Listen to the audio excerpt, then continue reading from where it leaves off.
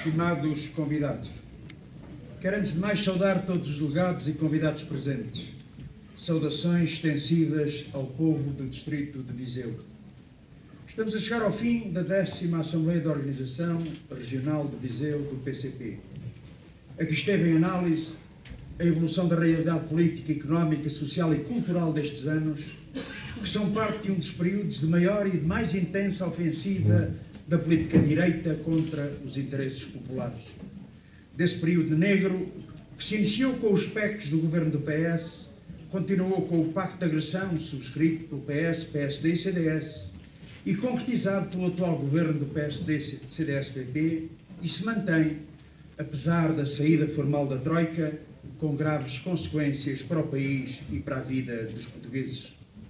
O balanço que esta Assembleia aqui fez à evolução da situação do Distrito mostra que os processos de declínio demográfico, social e económico que há muito temos verificado continuam a fazer caminho porque continua a mesma política que lhe deram origem. Um caminho de retrocesso que se aprofunda e que se traduz no contínua destruição dos setores produtivos, nomeadamente da nossa agricultura e da produção agrícola, mas também da indústria, como está bem evidente no processo de desindustrialização que continua.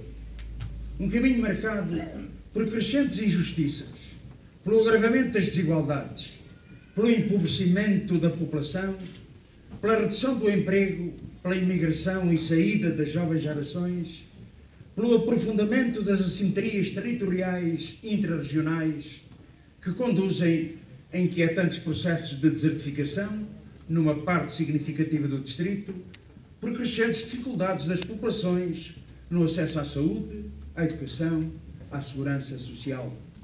Mas o que sobressai dos trabalhos da nossa Assembleia e que gostaria de realçar, para além da existência de uma política alternativa para a solução dos problemas regionais que a resolução política consagra, é a determinação e a vontade dos trabalhadores, das populações deste distrito, de não baixar os braços perante a adversidade e as dificuldades. E isso vê-se na iniciativa e na luta desenvolvida pelo conjunto de movimentos sociais e comissões de luta para a resolução dos problemas concretos, pelo movimento sindical unitário em defesa das condições de vida dos trabalhadores, do movimento em defesa das nossas escolas contra os encerramentos e os mega-agrupamentos, do movimento dos agricultores e a luta dos baldios e da lavoura, com uma diversificada ação envolvendo e mobilizando amplamente o mundo rural pela exigência de soluções para o seu desenvolvimento. A luta dos mineiros da Urgeriça e da sua associação que dura há 15 anos. Do movimento dos utentes da saúde e na luta com as populações contra o desmantelamento do SNS por melhores serviços. A luta da Comissão de Utentes e das populações em defesa da água pública, da Comissão Distrital contra as portagens e da luta pelas acessibilidades e contra as portagens na A24 e A25. A luta dos jovens estudantes e muitas outras lutas, como a luta em defesa das freguesias, entre outras. Assim, poderemos dizer, aqui em Viseu, ao contrário de que muita gente pensa, também se luta e luta com força. A todos eles,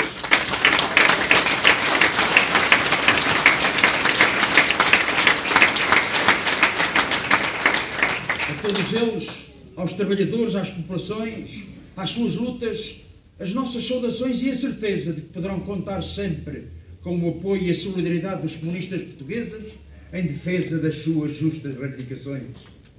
Camaradas e amigos, nestes últimos tempos, e à medida que fica cada vez mais perto o dia das eleições legislativas, temos assistido, tendo como protagonistas o conjunto dos 3 partidos que conduziram o país ao declínio e à crise, a operações de ilusionismo político, na tentativa de eludirem as suas responsabilidades pela situação a que chegamos, mas também, de forma muito evidente, os seus reais propósitos e projetos do futuro. O PSD e o CDS-PP, a eludir o seu profundo compromisso com as políticas de exploração e empobrecimento dos PECs e do Pacto de Agressão, e a tentar transformar 4 anos trágicos do seu governo de coligação em anos de grandes sucessos e conquistas. Anos de governação que, ao contrário, têm deixado um rastro de destruição e dramas por todo o país. As suas conquistas são, infelizmente, o flagelo de mais de 1.200.000 portugueses sem emprego, 400.000 postos de trabalho liquidados nestes 4 anos.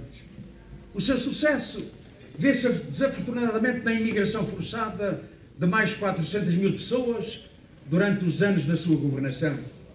O seu êxito está nos mais de 700.000 novos pobres que fabricou. Vê-se no brutal aumento dos impostos que promoveu. O seu sucesso vê-se no crescimento brutal da dívida pública e do serviço da dívida, que está a exaurir o país. Já vai em cerca de 9.000 milhões de euros de juro a pagar por ano. Vê-se no acumular de casos de escandalosa ilicitude e corrupção. O país que mais cortou nos salários e nas pensões. O país que tem os maiores déficits de investimento. Dos que mais viu destruídos os setores produtivos e por isso mais empobreceu. Que colocou o país no topo do abandono escolar, do desemprego jovem, do desemprego de longa duração. O país com as mais profundas desigualdades sociais. Dos que foi mais longe na precarização das relações de trabalho e na destruição de direitos laborais e sociais. O país que mais viu desbaratado o seu património com a alienação de empresas estratégicas ao estrangeiro. É esta a marca do seu sucesso e o resultado dos seus espúrios compromissos dos partidos da Troika com o diretório das grandes potências, o grande capital nacional e os grandes centros do capitalismo internacional, a ruína do país e da vida de muitos portugueses. E o problema é que eles acham mesmo o aumento da exploração e do empobrecimento dos trabalhadores e do povo, as injustiças, o desemprego, a imigração, foi mesmo um êxito, tendo em conta que servem os seus senhores. Mas, como vêm aí as eleições, aí os temos a tentarem convencer todo o mundo e toda a gente que, com eles e a sua política, estes anos negros estão a chegar ao fim, rebobinando o mesmo filme de mentiras e enganos que os portugueses viram nas campanhas eleitorais anteriores. Os partidos do governo, arvorados em salvadores da pátria, essa mesma pátria que entregaram sem escrúpulos às mãos da troika estrangeira, a anunciar a recuperação da soberania nacional perdida e, com ela, a recuperação do país. O PS, num frenesi propositivo, a tentar mostrar diferente o que é igual. E isso está bem claro nos chamados Programa Nacional de Reformas e de Estabilidade, aprovados pelo Governo, que mantém o país amarrado às imposições e orientações da União Europeia. Programas que traduzem uma inaceitável amputação da soberania e que desmentem a propaganda mentirosa sobre a saída limpa do programa da Troika e do fim do protetorado. Pelo contrário, os mecanismos em vigor no âmbito da chamada governação económica, aliados ao Tratado Orçamental e às imposições da União Económica e Monetária, mantêm a submissão do nosso país às exigências da União Europeia. Mas o que mostram estes programas, para lá das manobras de mistificação e da falsa ideia da devolução parcial dos rendimentos roubados, é a intenção de prolongar até 2020 a política de exploração e retrocesso imposta ao povo e ao país. O que temos aí na proposta do Governo é a continuação da confiscação dos salários e pensões, o aprofundamento da retirada dos direitos dos trabalhadores, a continuação do ataque aos serviços públicos e às funções sociais do Estado, na saúde, na educação, na segurança social e na cultura. É a continuação do brutal saque fiscal aos rendimentos dos trabalhadores e do povo, ao mesmo tempo que favorece o grande capital nacional e transnacional por via de uma dívida pública insustentável, das privatizações, das parcerias público-privadas, dos benefícios fiscais.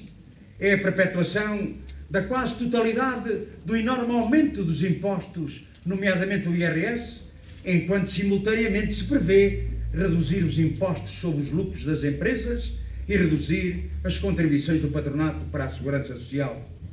O que está aí pelas mãos do Governo são novos e mais cortes na segurança social, mais 600 milhões de euros e mais 380 milhões nos serviços públicos.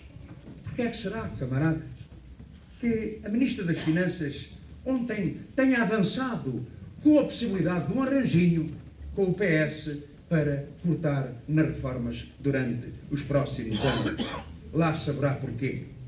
Mas se a perspectiva com o PSD e o CDS é de continuação do rumo da exploração e empobrecimento e declínio imposto ao país pela política direita, com o PS e o seu cenário programático, uma década para Portugal, agora completado com o projeto de programa eleitoral esta semana apresentado, confirma igualmente os seus propósitos de prosseguir no essencial a mesma política de subordinação, tal como o Governo, ao quadro do Tratado Orçamental, à governação económica e de recusa da renegociação da dívida. Um projeto de programa eleitoral com umas propostas de adorno numa espécie de operação de douramento da pílula, na tentativa de tornar doce a amarga realidade da existência de uma verdadeira política alternativa. Na verdade, tal como o governo PSD, o PS quer manter o confisco dos salários dos trabalhadores da administração pública no próximo ano. Quer manter no essencial a brutal carga fiscal que incide sobre o rendimento dos trabalhadores, não só prolongando por mais 2 anos a sobretaxa extraordinária, como perpetuar o enorme aumento do IRS, quer manter todas as medidas mais gravosas do Código do Trabalho. Quer manter em sede de IRC os instrumentos para facilitar a fuga aos impostos ao grande capital. Continuar a política de privatizações. Dir-se-á, a direita quer privatizar a 66%, o PS quer só privatizar a 49%, como se nós não soubéssemos que aquelas que o PS privatizou no passado a 49%, às vezes até menos, 17% inicialmente, nenhuma sobrou das privatizações, lembrando as PTs, lembrando a RANs, lembrando designadamente a EDP, que foram parar às mãos dos estrangeiros precisamente com esta privatização parcial. Lançar uma nova contra-reforma da Segurança Social, comprometendo a sua sustentabilidade e admitindo o aumento da idade da reforma e o estímulo ao plafonamento. O que fica claro nos seus projetos de futuro é a sua intenção de facilitar ainda mais os despedimentos em geral. O que transparece do seu cenário programático e do seu programa é a admissão do congelamento dos salários na administração pública e das pensões de reforma até 2019. Convém registar a diferença, assente no grau e no ritmo. A direita quer cortar, quer cortes e austeridade de forma bruta, de forma crua. O PS quer cortes de austeridade com inteligência. Um projeto de programa que diz mais do que omite, do que pelo que apresenta nas suas 21 causas-chaves. Um programa de propostas que, em alguns casos, não passam de palavras vazias, de efeito demagógico, como aquela que afirma, e cito, o interior como centralidade no mercado ibérico. Li bem. O interior como centralidade do mercado ibérico, para contrapor a ideia de que este não é um espaço desfavorecido que necessita de solidariedade. Os camaradas e os amigos, particularmente os nossos convidados, que me desculpem, inteligente pode ser, ninguém percebe é o que isto é. Reconhecem que o interior tem um enorme potencial que dizem ter sido negligenciado por sucessivos governos, omitindo que tais governos têm sido também dos seus. Mas não é mudando o centro da península no papel, mantendo as políticas de sempre, como tem feito PS, PSD e CDS, que as populações do interior verão os seus problemas resolvidos. Mas, igualmente, um projeto com propostas de subversão da representação democrática, com a solução de criação dos círculos eleitorais uninominais. Uma proposta que visa criar um sistema eleitoral que, sobretudo, favoreça e estimule a concentração de votos no PS e no PSD. Uma solução de engenharia eleitoral que lhes garanta formar governos com menos votos e eternizar o sistema de rotativismo e polarizador. Uma solução para recuperar o atual sistema bipartidário de governação que começa a abrir brechas de forma a garantir a continuação da sua hegemonia e alternância de governação. Não vale o povo um dia mudar de opinião e também mudar de voto. Aliás, ontem, António Costa, extrapolando uma declaração do Presidente da República, veio anunciar que, se não tiver maioria absoluta, o Presidente da República poderá vir a prolongar a agonia deste governo até lá para abril. Mais uma jogada inteligente? Ou será chico espertismo? Naturalmente, o que se pretende é assustar muitos eleitores com esta ameaça de uma possível vitória da direita. Nós queremos dizer que a direita está derrotada, porque está socialmente isolada. Não teve uma contribuição que fosse de um Partido Socialista que durante 4 anos abdicou do combate contra este governo. Foi a luta dos trabalhadores e do povo que os isolou socialmente. É o povo a votar que os vai derrotar, inapelavelmente, nestas eleições legislativas.